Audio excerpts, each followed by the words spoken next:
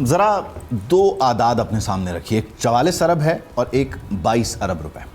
44 अरब रुपए वो रकम है जो सिर्फ जुलाई के एक महीने में पाकिस्तान के तनख्वाहदार तबके ने इनकम टैक्स में अदा की है। दिलचस्प बात यह है कि हुकूमत ने इस साल बाज़ सैलरी टैक्स स्लैब में शरह कम की है, रिलीफ दिया है, लेकिन इसके बावजूद जुलाई 2026 की वसूली गुज़श्ता 2 बरस के इसी महीने से ज़्यादा है। जुलाई 2024 में यही वसूली तकरीबन 30 अरब थी और गुज़श्ता यानी 2025 में इसमें 42 अरब और अब 44 अरब रुपए हो गई हैं। दूसरा जो नंबर है वो 22 अरब रुपए से ज़्यादा यौमिया स्टेट बैंक के ताज़ा आदाद शुमार के मुताबिक फरवरी 24 से जून 26 तक वफाकी हुकूमत का कर्ज तकरीबन 18,832 अरब रुपए बढ़ा और 64.8 ट्रिलियन रुपए से बढ़कर ये 83.6 ट्रिलियन रुपए तक पहुंच गया है। इस इजाफे का एक बहुत बड़ा हिस्सा डेफिनेटली अंदरूनी कर्ज है, तकरीबन 16.8 ट्रिलियन रुपए। अब इन दोनों नंबरों को अगर बराबर समझा जाए तो ये डेफिनेटली दुरुस्त नहीं है। एक टैक्स रेवेन्यू है, दूसरा डेट स्टॉक में इजाफा। लेकिन सिर्फ स्केल समझने के लिए देखिए कि तनख्वाहदार पाकिस्तानियों ने पूरे जुलाई में जितना इनकम टैक्स दिया है, गुज़श्ता 28 माह के औसत से तकरीबन उतना ही सरकारी कर्ज सिर्फ 2 दिन में बढ़ता रहा। और शायद यही वो जगह है जहां आम आदमी का सवाल शुरू हो जाता है कि अगर मेरी तनख्वाह से टैक्स पहले ही कट रहा है तो फिर मेरी मोटरसाइकिल गाड़ी का पेट्रोल जो है वो मुसलसल रेवेन्यू मशीन क्यों बना हुआ है। गुज़श्ता माली साल हुकूमत ने पेट्रोलियम लेवी से रिकॉर्ड 1567 अरब रुपए से ज़ायद वसूल किए, अपने हदफ से तकरीबन 100 अरब रुपए से ज़्यादा। इसके अलावा क्लाइमेट सपोर्ट लेवी से भी 50 अरब रुपए से ज़ायद वसूल हुए। इस वक्त पेट्रोल पर 80 रुपये फ़ी लीटर पेट्रोलियम लेवी और मज़ीद 5 रुपये क्लाइमेट लेवी वसूली की जा रही है। और इसी दौरान एक और इजाफा भी हो गया। ECC ने डीजल और पेट्रोल पर डीलर्स मार्जिन में 1 रुपये और 34 पैसे फ़ी लीटर का इजाफा किया। मार्जिन 8 रुपये 64 पैसे से बढ़कर अब 9 रुपये 98 पैसे फ़ी लीटर हो गया। यहाँ एक टेक्निकल बात आपको समझना बहुत ज़रूरी है। डीलर मार्जिन खुद पेट्रोल की इंटरनेशनल कॉस्ट नहीं है, ये रिटेल प्राइस के फार्मूला का एक छोटा सा हिस्सा है। लिहाजा अगर इस 1 रुपये 34 पैसे के इजाफे को हुकूमत किसी दूसरे कंपोनेंट जैसे कि लेवी है या किसी एडजस्टमेंट से एब्जॉर्ब नहीं करती तो उसूलन सारिफ के पम्प प्राइस पर भी 1 रुपये 34 पैसे फ़ी लीटर का इजाफी दबाव आ जाता है। ये बहस अब सिर्फ और सिर्फ टेक्निकल नंबर्स की या मईशत की नहीं रह गई, एक्नो पॉलिटिक्स जो है वो भी सड़क पर आ चुकी है। जमात इस्लामी ने लेवी, महंगे पेट्रोल और बिजली के खिलाफ एहतजाज का अगला मरहला शुरू कर दिया है। जमात का मौक़िफ़ यह है कि पेट्रोल की कीमत तकरीबन 225 रुपये फ़ी लीटर होनी चाहिए और हुकूमत लेवी को रेवेन्यू गैप पूरा करने के लिए इस्तेमाल करेगी, जिसे उसे छोड़ना होगा। ये उनका सियासी दावा है, मुतालबा है। हुकूमती तौर पर तस्लीम शुदा कीमत का तखमीना डेफिनेटली ये नहीं है। और शायद आज की मुआशी बहस का बुनियादी सवाल यही है कि पाकिस्तान में मसला ये है कि हुकूमत टैक्स जमा नहीं कर पा रही, या मसला ये है कि जिससे आसानी से टैक्स लिया जा सकता है उसी से बार बार लिया जा रहा है, जो कि हम देरीना मसला है। तनख्वाह पर टैक्स है, ख़रीदारी पर टैक्स है, बिलों में टैक्स है, पेट्रोल में लेवी है। दूसरी तरफ कर्ज 83,000 अरब रुपए से तजावुज़ कर चुका है। इसलिए सड़क पर होने वाला एहतजाज सिर्फ पेट्रोल के 1 लीटर की कीमत का एहतजाज नहीं है। ये दरअसल इस सवाल का एहतजाज है कि रियासत की माली मुश्किलात का बोझ आखिर कितनी मरतबा एक ही शहरी, एक ही तबका उठाएगा। मुशीर वज़ारत ख़ज़ाना खुर्रम शहज़ाद साहब हमें ज्वाइन करें और शामिल गुफ्तगू करते हैं। खुर्रम साहब, thank you for your time, बहुत शुक्रिया। बुनियादी तौर पे 2-3 मामलात हैं, ज़रा मैं चाहूँगा हम क्विकली उसको लेकर चलें। सैलरीड क्लास का जो टैक्स है वो ज़ाहिर है 2024 का जो नंबर है वो 30 अरब था जुलाई 2024 का। 2025 में कलेक्शन 42 अरब पे थी, 42 अरब पे थी, और जो जुलाई 2026 है उसमें 44 अरब है। तो इसमें बुनियादी तौर पे हम ये कहें कि रिलीफ तो दिया था, स्लैब्स पे कमी हुई थी, लेकिन ये हमारा इन्हिसार बढ़ गया है डॉक्यूमेंटेड इकॉनमी पे, या आप समझते हैं कि बुनियादी तौर पे इसकी कोई और रीज़न है, इस नंबर को देखने का कोई और तरीका है? जी, बहुत शुक्रिया मुझे प्रोग्राम में लेने के लिए। देखिए, मुझे लगता है कि एक नेचुरल ग्रोथ भी होती है जो है वो सैलरी क्लास इंडिविजुअल्स का सिर्फ ये नहीं है कि टैक्सेस को जो है वो कम कर दें या ज़्यादा कर दें। आपने देखा होगा कि टैक्सेस जब ज़्यादा थे उस वक्त भी ग्रोथ हुई थी, और आज टैक्सेस कम किया है तो ग्रोथ मेरे ख्याल में बेहतर है और होनी भी चाहिए, क्योंकि ज़्यादातर इंडिविजुअल्स फिर सैलरी क्लास जो पूरा कैटेगरी उसमें आते भी हैं, और जब टैक्सेस कम होते जाते हैं तो उसकी वजह से जो है टैक्स की ग्रोथ भी होती है, और दूसरा टैक्स नेट पे भी लोग ज़्यादा आते हैं। तो मुझे लगता है ये कि सैलरी क्लास की जो एक नेचुरल ग्रोथ है वो तो हो रही है, और टैक्सेस को कम करने की वजह से मेरे ख्याल में ज़्यादा बेहतर तरीके से टैक्स कलेक्शन या टैक्स नेट में लोग आते हैं, क्योंकि टैक्स जितना हम कम करते रहेंगे, जितना ज़्यादा जो है वो अफोर्डेबिलिटी बढ़ेगी, उतना टैक्सेशन की ग्रोथ में बेहतरी आएगी और जो है टैक्सेशन में इजाफा होगा।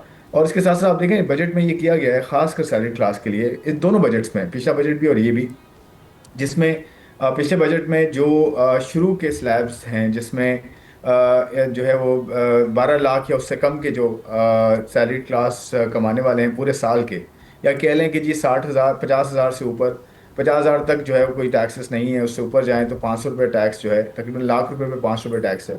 तो 500 रुपये के अलावा जो है ये जो मिडिल सेगमेंट था जिसमें लेट से 12 लाख से ऊपर कमाने वाले, 22 लाख, और ऑल अप टू जो है ना वो करोड़ रुपए से ऊपर कमाने वाले, इन सब पे टैक्स की शरह काफ़ी कम की गई। और ख़ासकर जो सबसे बड़ी कैटेगरी है जिसमें सैलरी जो है लेट से 6-7 लाख से शुरू होती है और वो फिर आगे तक जाती है जितनी भी मैक्सिमम होती है, उस उन सब पे जो एडिशनल सरचार्ज था 10% का, वो भी कम हो गया है, वो हट गया है बिल्कुल। तो ये बड़ी अच्छी अगर बात पिछले है सालों की कि निस्बत डेफिनेटली सैलरी अगर ये का। नंबर बढ़ा हुआ है तो आपने जिस तरह से एक्सप्लेन किया, टैक्स नेट ब्रॉडन हुआ है, नए लोगों ने साइन अप किया है, क्या हम ये समझें कि जो आपने फैसिलिटेट किया, जो क्योंकि तनख्वाहदारों का नंबर पहले भी ज़्यादा था, कंट्रीब्यूशन ज़्यादा था और हमेशा ये बहस होती रही कि रियल एस्टेट वाले क्या दे रहे हैं, रिटेल वाले क्या दे रहे हैं, ज़रूरी जो टैक्सेशन है उसको लेके क्या है, हम ये कह सकते हैं कि इस वक्त बाकी सेक्टर्स भी इसी तेज़ी से जिस तरह से आपका बजट है उसको देखते हुए साइन अप कर रहे हैं, या ये तनख्वाहदार ही थे जो पहले भी दे रहे थे और अभी भी वही साइन अप कर रहे हैं, उन्हीं का कॉन्ट्रीब्यूशन ज़्यादा है? नहीं देखें, वो तो आप ब्रेकअप देखेंगे तो आपको आइडिया होगा। मैं दो चीज़ इसमें कहना चाहूँगा कि देखें, एक तो सैलरीड क्लास का जो कंट्रीब्यूशन है वो ऑब्वियसली बहुत ज़्यादा वैल्यूबल है, और टैक्सेस सैलरी क्लास ने बहुत ज़्यादा दिए हैं, और compare to other sectors of course जो है कंट्रीब्यूशन काफ़ी ज़्यादा रहा है और आज भी है। लेकिन एक चीज़ अगर आप देखें, मैं एक तरफ अगर कर दूं इक्विटी एंड फेयरनेस को, कि जी सैलरी क्लास को मज़ीद जो है वो बेहतरी मिलनी चाहिए, मज़ीद कमी होनी चाहिए टैक्सेस में, जो कोशिश की जाएगी इंशाल्लाह, और कोशिश की जा रही है कि टैक्सेस में मज़ीद कमी हो, और ख़ासकर उन सेगमेंट्स पर जैसे सैलरी क्लास है और कॉर्पोरेट सेक्टर वो जो ऑलरेडी डॉक्यूमेंटेड है और टैक्स देता है, उन पे कमी की जाए। और आपने बजट में देखा भी कि जो इंडस्ट्रीज़ हों, एक्सपोर्टर्स हों, इंडिविजुअल्स हों जो ऑलरेडी टैक्स दे रहे हैं, उनमें टैक्सेस में कमी की गई, और जो टैक्स नहीं दे रहे थे जैसे रिटेल सेक्टर है, उनको टैक्स नेट में लाया गया, और उनके लिए एक स्कीम लाई गई जो कि ऑलरेडी जो है अंडर वे है, ऑलरेडी काम कर रही है, और आपको इंशाल्लाह नंबर्स वो फर्स्ट क्वार्टर के एंड पे डेफिनेटली और उस वक्त ज़्यादा बेहतर विजिबल होंगे रिफ्लेक्ट कि होना शुरू किस हो तरह जाएगा। रिटेलर्स जो हैं वो टैक्स नेट में आए हैं, और कितने आए हैं, और कितना टैक्स दे रहे हैं, और आगे जाते हुए कितना टैक्स देंगे। लेकिन मैं ये कहूँगा कि सैलरी क्लास का कंट्रीब्यूशन आप पूरे रीजन में भी देखें तो वो 3-4%, 5% इसके अराउंड ही रहता है, इससे कम होता है, इसी के अराउंड रहता है ओवरऑल टैक्स नेट में। तो ये कंट्रीब्यूशन पूरे टैक्स नेट के अंदर जो है वो शायद आपको छोटा नजर आए, लेकिन मैं फिर ये कहता हूँ कि सैलरी क्लास ने डेफिनेटली बहुत ज़्यादा टैक्सेस दिए हैं, जिसकी वजह से कंट्रीब्यूशन ज़्यादा रहा है, और उसमें कमी की जाने की भी गई है कोशिश, और आगे इंशाल्लाह मजीद की जाएगी। अच्छा खुरम साहब, एक और मामला है जो कि डेफिनेटली है, वो ये कि सरकार का कर्ज जो है वो बुनियादी तौर पर बढ़ता जा रहा है। अब जो लेटेस्ट नंबर्स हैं वो कहते हैं कि 18,000 अरब से हम तजावुज़ कर गए, तो हम सरप्लस अचीव करना चाह रहे हैं या सरप्लस एम कर रहे हैं, तो हम फिर इस तरह से क्यों ऑपरेट कर रहे हैं? यानी हमारी सूद की अदायगियाँ हमारे रास्ते में रुकावट हैं, या रोज़ाना के मामूल के खर्चे उनको चलाने के लिए हम जो है वो उस साइकिल का शिकार हैं और वहाँ से हम नहीं निकल पा रहे, नंबर इसलिए बढ़ता चला जा रहा है? नहीं, मेरे ख्याल में तो अगर आप डेट के नंबर देखें, कर्जों के नंबर देखें, तो वो उसमें तो कम तरीन ग्रोथ हुई है इस साल में, कम तरीन। पिछले अगर आप 20 साल का जायजा लें तो एवरेज देखें, नंबर्स की बात करते हैं और एब्सोल्यूट नंबर की बात नहीं करते कि जी 1,000 अरब, 2,000 अरब, 4,000 ट्रिलियन।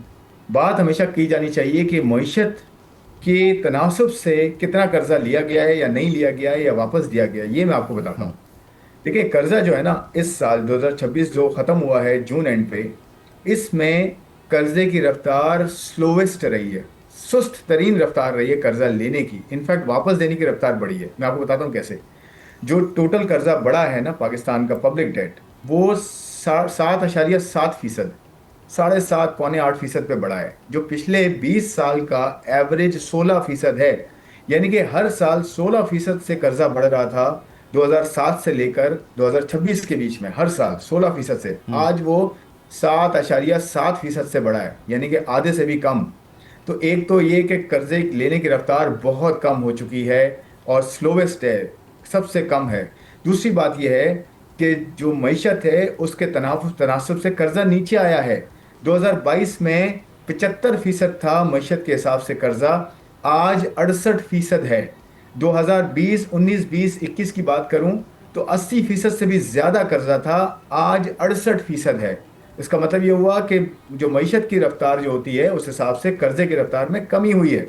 थर्ड चीज़ मैं आपको कहूँगा, 4.7 ट्रिलियन रुपया, इससे भी ज़्यादा गवर्नमेंट ऑफ पाकिस्तान ने पिछले 2 सालों में जल्दी पे किया है। यानी कि जो फ्यूचर में पे करना था, मुस्तकबिल में जो पे करना था, जो ज़्यादा कॉस्ट थी, वो आज पे कर दिया, क्योंकि बेहतरी हुई, खर्चे कम हुए, तो रूम निकला, टैक्सेस बेहतर हुए, तो जल्दी पे ऑफ कर दिया अपना कर्जा, ताकि आगे जाते हुए कर्जा जो है वो आज पे कर दें, आगे जाते हुए मजीद रूम हो डेवलपमेंट का, पैसा अपने लोगों पे लगाने का, और कर्जा भी कम लिया गया है। तो देखिए, मैं तो ये बता रहा हूँ कि कर्जा एक्चुअली कम लिया गया है, कम जो है वो कर्जे की रफ्तार हुई है, और कम जो है कर्जा मईशत के मुनासिब जो है मुनासिबत से हुआ ठीक है, है, वो रेशो और ये 20 साल के स्लोएस्ट पे है। ठीक इसी है। को मैं लिंक करूंगा फिस्कल जो है वो अकाउंट से, यानी कि पाकिस्तान के अखराजात और पाकिस्तान के जो टैक्सेस हैं, जो आमदन है, इसमें फ़र्क जो है, इसमें हमेशा खसारा होता था।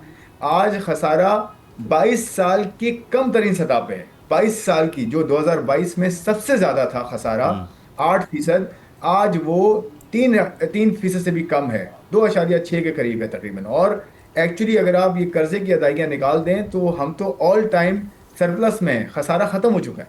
तो इसलिए मैं ये बताना चाह रहा हूँ कि देखिए, फिस्कल जो अखराजात और आमदन का जो फ़र्क है वो बेहतर हो रहा है, कर्जे की रफ्तार कम हो रही है। इसी वजह से आपका डेवलपमेंट के लिए ज़्यादा फंड्स बचेंगे, और आगे जाते हुए जो हम बात कर रहे हैं, कॉर्पोरेट सेक्टर को रिलीफ देना, इंडिविजुअल्स को रिलीफ देना, सैलरी क्लास को इन्वेस्टमेंट करना, और प्राइवेट सेक्टर को रिलीफ देना, प्राइवेट सेक्टर को सपोर्ट करना, ये सारी चीज़ें यहीं से पॉसिबिलिटी होगी। लास्टली मैं आपसे जानना चाहता हूँ, डीलर्स मार्जिन में डेफिनेटली इजाफा हुआ है, उसको लेकर लोगों का कंसर्न है कि बुनियादी तौर पे ये हमारी जो पंप प्राइस है वो बढ़ जाएगी, क्योंकि एक तरफ दूसरी तरफ एहतजाज भी चल रहा है कि जी 225 रुपये का होना चाहिए पेट्रोल लेवीज़, और क्लाइमेट जो आपका सपोर्ट लेवी है वो भी उड़ा दिया जाए, ख़त्म कर दिया जाए। आप इस पर कैसे रिस्पॉन्ड करना चाहेंगे? वो जो डीलर्स मार्जिन है वो कहाँ एडजस्ट हो रहा है, उसके लिए लोगों को क्या समझाएंगे, और क्या 225 का पेट्रोल हो सकता है? हुकूमत इस पोजीशन में है? जी देखिए, मैं तो सिर्फ इस पे कमेंट कर सकता हूँ कि जी प्राइसेस जो है वो चेंज होती हैं, मार्जिन जो है वो बिल्कुल ऊपर नीचे होते हैं, और जो भी एडजस्टमेंट्स होती हैं वो आपको नज़र आती हैं प्राइस के अंदर। अगर लेट्स से बाहर की कीमतें जो है वो नीचे जाती हैं और यहाँ की कीमत जो है वो आपकी वो रिफ्लेक्ट होती है, और पिछले ये आप देख लें रोलिंग एवरेजेस चल रही हैं, तो जो मार्जिन्स हैं वो प्राइस के साथ एडजस्ट होते हैं डेफिनेटली।